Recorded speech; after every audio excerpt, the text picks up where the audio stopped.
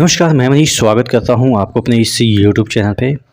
दोस्तों, यूपीएस में जो एक बहुत बड़ा कन्फ्यूजन आ रही है कि अगर हमने 11 साल जॉब किया, 11 साल 2 महीने जॉब किया, 15 साल किया, 14 साल किया, तो हमारा कितना परसेंट बनेगा पेंशन?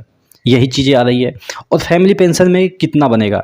सपोज़ आपका 15 साल जॉब हुआ और आप अभी भी 20 साल के लिए एलिजिबल हैं, आप 20 साल और जॉब कर सकते हैं, 35 साल तक आपका ड्यूरेशन है, लेकिन 15 साल में ही आपकी डेथ हो जाती है, तो आपकी फैमिली को कितना पेंशन मिलेगा? यही सब चीज़ों को हम इस वीडियो में चर्चा करेंगे। चैनल पे नए तो सब्सक्राइब ज़रूर कर लीजिएगा।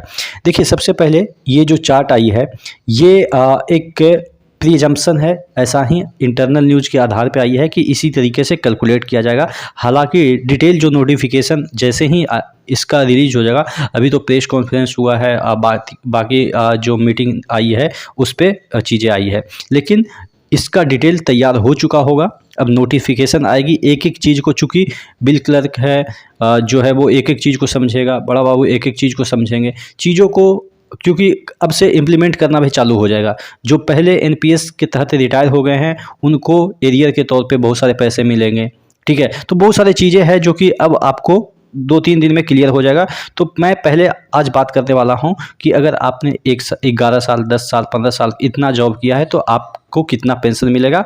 अगर आपके साथ कुछ एक्सीडेंट हो जाता है तो आपकी फैमिली को कितना पेंशन मिलेगा, ठीक है। तो तमाम चीज़ों के बारे में डिस्कस कर रहे हैं।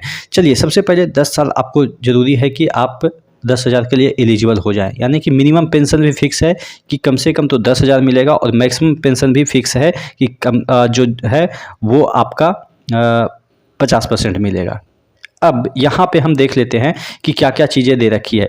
यहाँ पे देखिएगा कि 11 साल अगर कोई जॉब करता है तो वो 22% पेंशन के लिए एलिजिबल हो जाता है।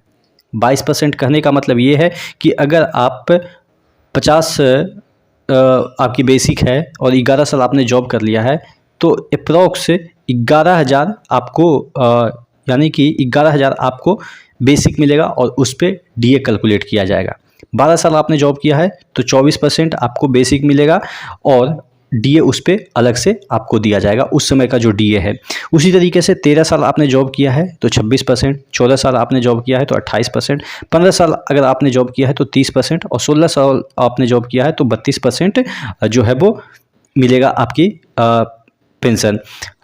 17 साल अगर आपने जॉब किया है तो 34%, 18 साल आपने जॉब किया है तो 36%, 19 साल आपने जॉब किया है तो 38%, और 20 साल आपने जॉब किया है तो 40% आपको जो है वो पेंशन के तौर पे मिलेगा। 21 साल आपने जॉब किया है तो 42%, 22 साल किया है तो 44%, और 23 साल किया है तो 40%, 24 साल तो 48%, और 25 साल किया है तो आपको 50%। अगर आप 25 से एवं कितना भी कर रखे हैं, 32 साल, 34 साल, 38 साल कुछ भी कर रखे हैं, तब पर भी आपको 85% मिलेगा, यानी कि ऊपर वाला भी फिक्स है और नीचे वाला भी फिक्स है। अब बात कर लेते हैं, कोई बंदा आप 15 साल जॉब किया, उसके बाद उनकी डेथ हो जाती है किसी वजह से, ठीक है, तो वो किस पेंशन के लिए एलिजिबल हो जाते हैं? 30% के लिए।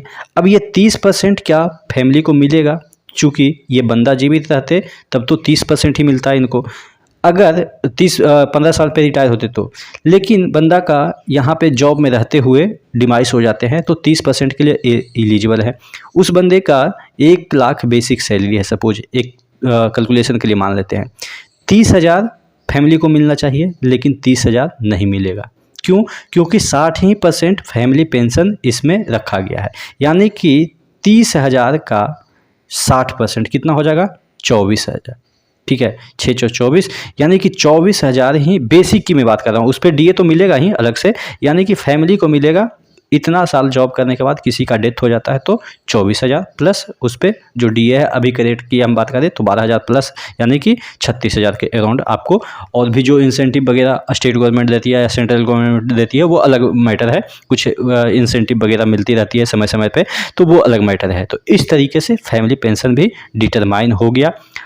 तो आशा करते हैं इसी तरह के जो आपके, हालांकि डिटेल नोटिफिकेशन जैसे ही आएगा एक एक चीज़ क्लियर हो जाएगा, लेकिन फिलहाल के लिए आप मानिए कि इसी तरीके से आपका जो है वो आगे बढ़ेगा।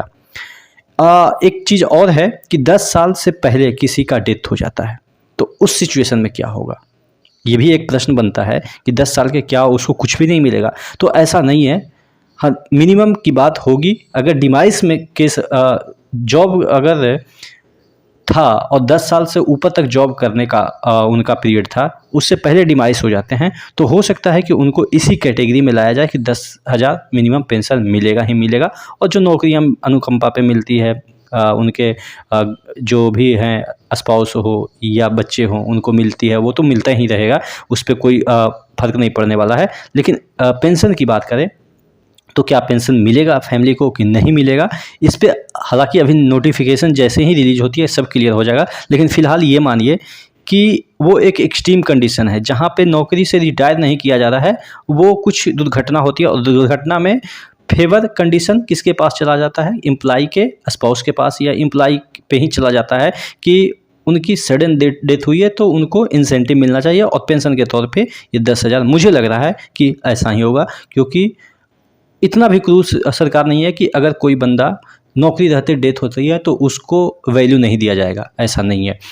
हालांकि डिटेल नोटिफिकेशन जैसे ही आएगा आपको क्लियर हो जाएगा, लेकिन फिलहाल मेरा मानना है कि उनके लिए भी यही 10,000 वाला कंडीशन है। अगर 2 साल में किसी का डेथ हो जाता है कोई आप भी जानते हैं कई बार क्या होता है कि नौकरी उतना दिन करते भी नहीं हैं, लोगों के साथ कुछ ऐसी घटनाएं घट जाती है, तो क्या सरकार उसके बारे में नहीं सोचेगी? बिल्कुल सोचेगी, क्योंकि कमाने वाला बंदा एक ही होगा उस फैमिली का, तो क्या उस फैमिली भी वो फैमिली बिखर जाएगी?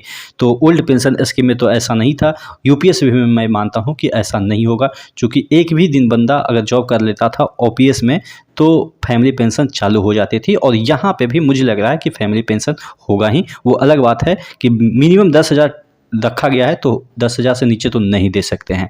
आशा करते हैं चीज़ें समझ में आई होगी। नेक्स्ट वीडियो में मिलते हैं, तब तक के लिए जय हिंद।